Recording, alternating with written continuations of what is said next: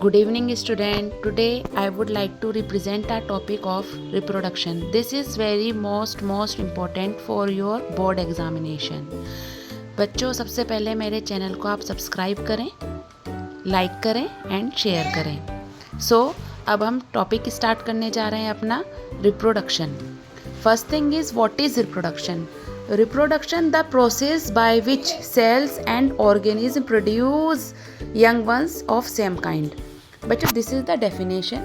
Reproduction क्या है बच्चों? एक प्रोसेस है जिसमें सेल्स या फिर ऑर्गेनिज्म अपने जैसे यंग वंस को क्या करती हैं?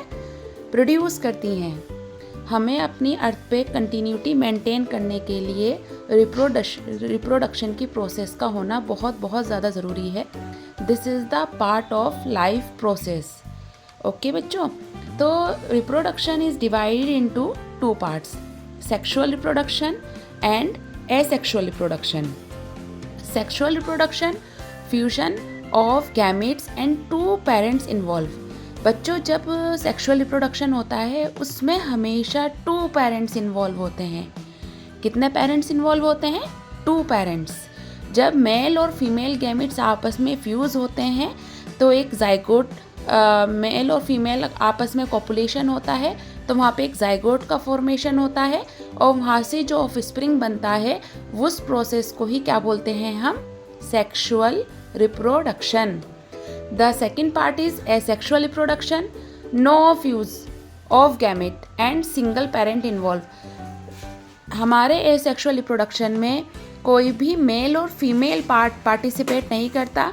यहाँ पर ओनली सिंगल पेरेंट होता है, मतलब जो इससे बनने वाली कॉपी होती है या फिर जो ऑफस्प्रिंग होती है वो एक दूसरे की क्लोन होती है। सेक्सुअल रिप्रोडक्शन में एक मेल गैमेट है और एक फीमेल गैमेट है, दोनों एक दूसरे के अपोजिट होते हैं। That's why they are sexual reproduction. Now I will explain in brief asexual reproduction and sexual reproduction. Asexual reproduction involves one parent and sexual reproduction usually involves two parent. यह भी मैंने आप लोगों को पहले बताया है कि asexual reproduction में always one parent involve होता है और आपका sexual reproduction में always two parents involve होते हैं।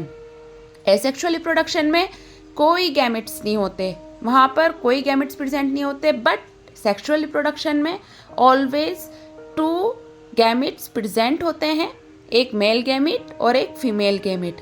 Of spring are genetically the same as the parent. Obvious सी बात है, जब सिंगल पेरेंट होगा तो उसकी जो ऑफ स्प्रिंग होती है तो वो कैसी होती है बेटा? बिल्कुल सेम होती है, क्लोन होती है वो उसकी। In other hand sexual reproduction बेटा यू नो वेरी वेल, एक मेल पार्ट है, सेकंड फीमेल पार्ट है। तो ऑब्वियस सी बात है, देखो एक मेल है और एक फीमेल है, आपके घर में मदर है, आपके फादर हैं, आप उनकी ऑफस्प्रिंग हो, तो आपके अंदर आप कितने अपोजिट हो, मतलब आप ना तो बिल्कुल कार्बन कॉपी अपने फादर के जैसी हो, ना अपने अब मदर के जैसी हो। कुछ कैरेक्टरिस्टिक्स आपको अपनी मदर से मिले हैं, कुछ आपके फादर से मिले हैं, genetically different from each parent, ये एक दूसरे से बिल्कुल अलग होते हैं। नाउ अब हम थोड़ा सा डिस्क्राइब कर लेते हैं इसको।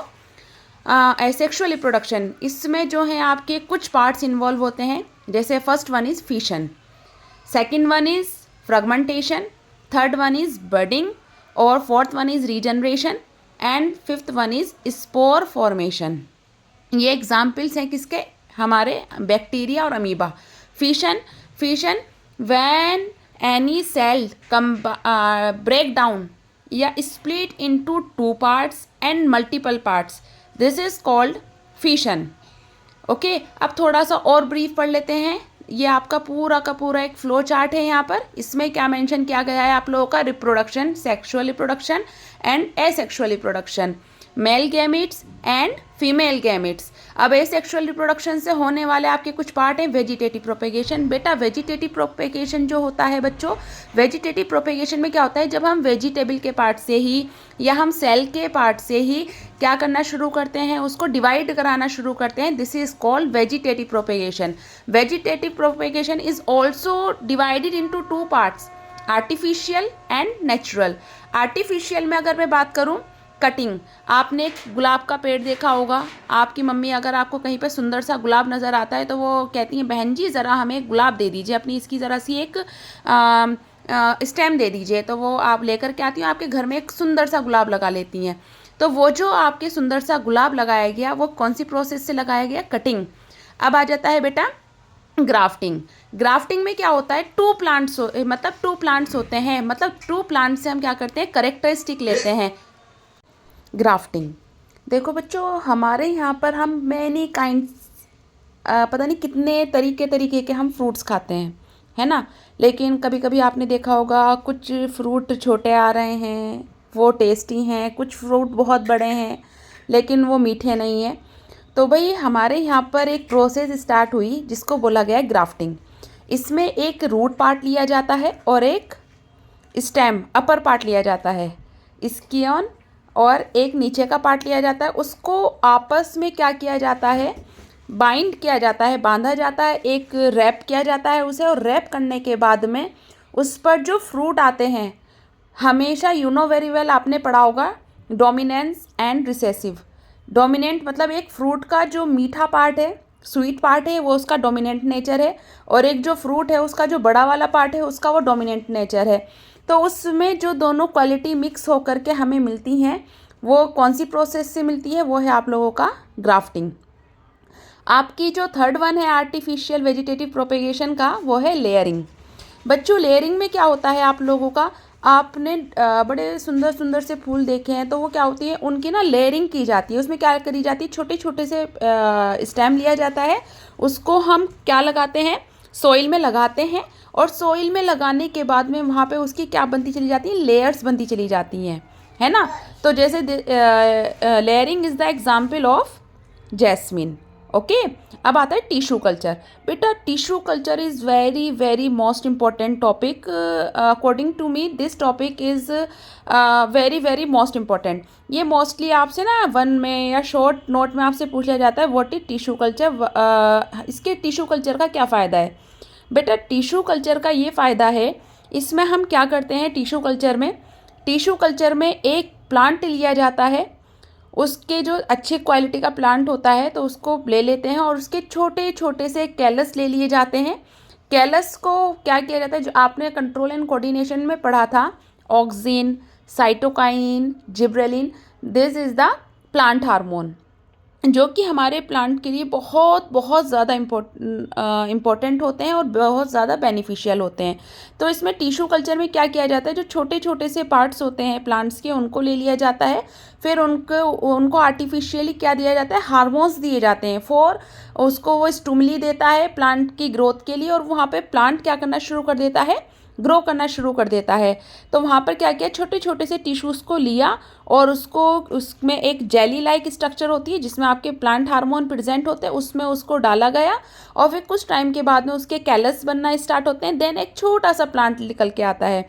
आपसे यहाँ पर एक और पूछा जाता है कि इसके क्या बेनिफिट्स हैं टिश्यू कल्चर के। बेटा टिश्यू कल्चर के जो बेनिफिट्स हैं वो ये हैं कि जो एक छोटे से टाइम में हम बहुत ज़्यादा प्लांट्स को ग्रो करा सकते हैं, और दूसरा जो ये प्लांट्स होते हैं ये कैसे होते हैं, डिजीज़ फ्री प्लांट्स होते हैं, है ना। This plants are disease free and ये एक छोटे से टाइम में बहुत बहुत ज़्यादा से ज़्यादा प्लांट्स को ग्रो कराया जा सकता है, और ये क्या होते हैं, बहुत ज़्यादा बेनिफिशियल होते हैं, किसके लिए, फार्मर्स के लिए, जो आप लोगों के ये जो हमारे डेकोरेशन वगैरह करते हैं उनको फ्लावर्स की रिक्वायरमेंट होती है, उनके लिए बहुत बहुत ज़्यादा क्या होते हैं, बेनिफिशियल होते हैं। अब देखिए next one is natural vegetative propagation. जब हम क्या करते हैं, नेचुरली प्लांट का क्या कराते हैं, ग्रो कराते हैं। जैसे हम किसी रूट को, अगर मैं यहाँ पर एक बात एक्सप्लेन करूँ, नेचुरल वेजिटेटिव प्रोपेगेशन में क्या लिया जाती है, रूट्स ली जाती हैं। रूट्स से हम क्या करते हैं, प्लांट को ग्रो कराते हैं। मतलब जैसे आपका क्या आ गया, स्वीट पोटैटो, वो किसकी हेल्प से ग्रो कर रहा है, आपकी रूट्स की हेल्प से।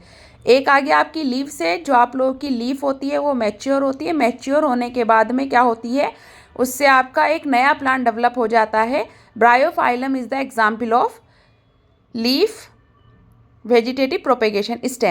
स्टेम का भी एक एग्जाम्पल है आप लोगों का, वो है ग्रासेस में भी क्या लिया जाता है, आप लोगों की स्टेम्स ली जाती हैं, उससे प्लांट को ग्रो कराया जाता है। अब देखिए आपका नेक्स्ट पार्ट है फ्रैगमेंटेशन से आपको समझ में आ रहा होगा, फ्रैगमेंट मतलब प्लांट के ही पार्ट से किसी को ग्रो कराना मतलब फ्रेगमेंट, छोटे से एक पार्ट से एक बड़ा सा प्लांट को डेवलप करा लेना। मतलब हम क्या लेते हैं, एक हमारी जो प्लांट होता है उसकी लीव जब मैच्योर होती है और वो टूट करके जब नीचे गिरती है तो उससे एक ही प्लांट आप लोगों के ग्रो कर जाते हैं, किससे, एक ही प्लांट की फ्रेगमेंट से। उसी प्रोसेस को बोलते हैं हम fragmentation. Spirogyra is the example of fragmentation. देखिए अब स्पोर फॉर्मेशन का अगर मैं आप लोगों को सिंपल वर्डिंग में समझाऊं, आप लोगों का जो स्पोर फॉर्मेशन है, आपने ना ब्रेड देखा होगा, ब्रेड। आपकी मम्मी कभी कभी जब रिश्तेदारी में गई, फ्रिज बंद करके चली गई और ब्रेड रखा हुआ छोड़ दिया किचन फ्रिज के अंदर, तो वहाँ पे उसका जो फेवरेबल कंडीशन थी वो थी थोड़ा वार्म टेम्परेचर, है ना, और मॉइस्चर। तो उससे आप क्या देखते हो, उसके ऊपर आपको फुई लगी हुई नज़र आती है। अगर आप बहुत हल्के से देखो, डीपली देखो, तो उसके ऊपर आपको क्या नज़र आते हैं, थोड़े थोड़े हाइफी निकले हुए नज़र आते हैं। वो जो हाइफी निकले हुए नज़र आते हैं तो उसके अंदर क्या प्रेजेंट होते हैं, आपके स्पोर्स प्रेजेंट होते हैं। वो जो स्पोर्स होते हैं वो क्या होते हैं, थोड़ा स्प्रेड होते हैं, और स्प्रेड होने के बाद में वो अपने स्पोर को से नया एक हाइफी बनाते हैं, और नेटवर्क ऑफ हाइफी को बोलते हैं माइसीलियम। तो ये किस प्रोसेस को बोलते हैं हम, स्पोर फॉर्मेशन। और अब हम चलते हैं बडिंग। बडिंग में क्या है बच्चों, आपने बड का तो नाम सुना होगा। बडिंग का जो एग्जाम्पल है आपका, एक तो ईस्ट है और दूसरा है आप लोगों का hydra. Hydra is very very most important. तो हाइड्रा में क्या होता है, जब हमारी प्लांट की जब एक कली निकलती है, समझते हो ना, कली, कली को बोला जाता है बड। तो उसको क्या करा जाता है, उसको दूसरी जगह पर क्या किया जाता है, ग्रो कराया जाता है। उसको क्या दूसरी, उसको उस वाले पार्ट से निकाल करके दूसरी जगह पर जो ग्रो कराया जाता है, बड को काट करके दूसरी जगह पर जो ग्रो कराया जा रहा है, उस प्रोसेस को बोलते हैं बडिंग। मतलब बड को कट करके दूसरी जगह पर हमने उसे ग्रो कराया, this process is called budding. And budding का जो नेक्स्ट सेकेंड एग्जाम्पल है वो है hydra. Hydra is very very most important, है ना। अब सेकेंड थिंग आती है आप लोगों की फिशन। फिशन का वो पहले मैं आप लोगों को समझा दूँ, फिशन क्या होता है। फिशन में क्या होता है, हमारे सेल के ही पार्ट को स्प्लिट होने के बाद में वो टू पार्ट्स में या मल्टीपल टाइप पार्ट्स में क्या हो जाती है, डिवाइड हो जाती है, उसको बोला जाता है फिशन। अब इसको डिवाइड करने वाला कौन होता है, आपको अगर मैं एक एग्जाम्पल दूँ, अमीबा। अमीबा क्या होता है, सिंगल सेल एनिमल है, उसके बीच में प्रेजेंट होता है क्या, न्यूक्लियस। अब वो न्यूक्लियस स्प्लिट होता है, और स्प्लिट होने के बाद में एक कंडीशन ऐसी आती है तो वो टू डॉटर सेल में डिवाइडेड हो जाता है। जब वो टू डॉटर सेल्स में डिवाइडेड हुआ तो इस प्रोसेस को बोला जाता है क्या, आप लोगों का बाइनरी फिशन। क्या बोलते हैं इसे, जब टू पार्ट्स में डिवाइडेड होता है, न्यूक्लियस का स्प्लिट होना और पेरेंट से न्यूक्लियस का स्प्लिट होना और उसके बाद में टू डॉटर सेल में कन्वर्ट हो जाना, this process is called binary fission. इसके एग्जाम्पल हैं आप लोगों के अमीबा और यूग्लिना। अब second one is multiple fission.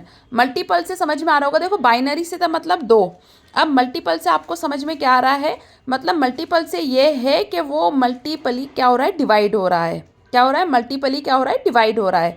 तो मल्टीपल तरीके से कैसे डिवाइड हो रहा है वो, जैसे एक एनिमल है या एक सेल है, उसमें बहुत ज़्यादा क्या प्रेजेंट होते हैं, न्यूक्लियस प्रेजेंट होते हैं। और वो न्यूक्लियस में क्या होती है, जो उनकी आउटर मोस्ट शेल होती है वो ब्रेक डाउन होती है, और ब्रेक डाउन होने के बाद में वो बहुत एक साथ में बहुत सारी सेल्स को ग्रो कराती है। तो उस तरीके के फिशन को बोलते हैं मल्टीपल फिशन। प्लाज्मोडियम, आप लोगों ने कभी सफ़र किया होगा एनाफ्लीस के, जब आप लोगों को मलेरिया होता है, तो मलेरिया होता है कौन से मॉस्किटो से होता है आप लोगों को, एनाफ्लीस में एक बैक्टीरिया प्रेजेंट होता है जिसको बोलते हैं प्लाज्मोडियम। तो वो जो बैक्टीरिया है प्लाज्मोडियम, तो वो क्या होता है, उसके पास में मल्टीपल ऑफ न्यूक्लियस प्रेजेंट होते हैं, वो क्या होते हैं, डिवाइडेड होते हैं, और डिवाइडेड होने के बाद में बहुत सारे एक साथ में प्लाज्मोडियम को ग्रो कराते हैं, है ना बच्चों। तो बेटा ये जो है मैंने आपको पूरा पार्ट एक वन शॉट में समझाने की कोशिश की है। अगर आपको मेरी वीडियो अच्छी लगी है तो प्लीज़ मेरे चैनल को लाइक करें, सब्सक्राइब करें एंड शेयर करें। ऐसे ही मैं आप लोगों के लिए वीडियो डालती रहूँगी for my appreciation. So please like my channel and subscribe my channel and share my channel. Thank you for your and best of luck your for good luck for your examination. Thank you. Have a nice